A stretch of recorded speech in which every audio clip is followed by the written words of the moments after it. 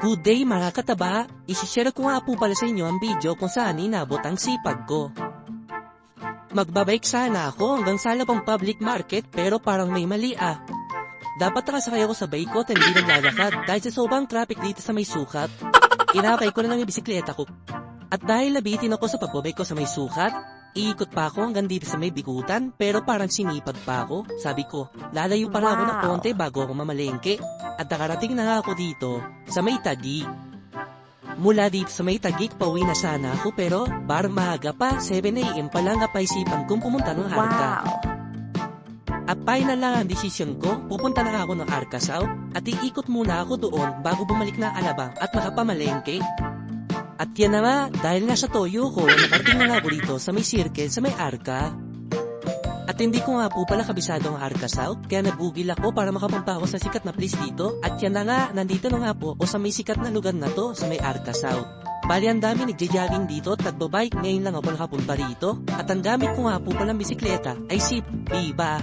Nakarating nga po pala ako ng Arca South bago mag-alas 8 ng umaga, apaisipan ko na dito na rin naman ako, iikot-ikutan ko muna ang lahat ng magagandang lugar dito at napagkagandahan ng Arca. At mga siguro mga 9:30 or 9, babalik na ako ng Alabang para mamalengke. Estimated kilometer nga pala mula bahay hanggang dito. Nung pumunta ako is para mga 16 kilometer. So babalik ako na 16 kilometer, hindi pa kasama iniikot ko rito. Siguro umikot ako rito almost mga 5 kilometer din. Kasi ang daming ikutan dito, masaya rin dito at maganda, marami rin nagbabike.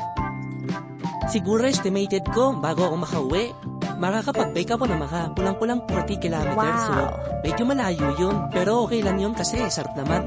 Bago akong mamalengke, magpapawisan at ehersisyo ko na rin. To make them story short, nakabalik na nga po pala ako ng Alabang. Siguro mga kulang isang oras din bago ako nakabalik dito at nakapunta rito sa may Alabang Public Market. Siyempre, namili na yung lingkod ng ulam namin. Ang hirap na po palang makapamili ng ulamin, pero siyempre ang trip ko isda o gulay. At siyempre, final decision ko, bumili na ako ng isda.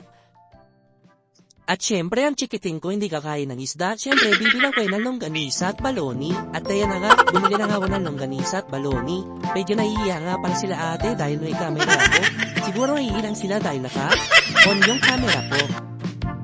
Biruin nyo dahil sa topa ko, halos 45 km ang tinakbo ko bago ko makapamalengke. At syempre, yun ang inakabol ko rin naman yung ehersisyo. Ang benepisyo ng ehersisyo. At syempre, mas masarap kumain kapag alam mong napagod ka din. Nga pala si Norita ba? At laging nagsasabi, piliin natin ang laging sumaya. Paalam!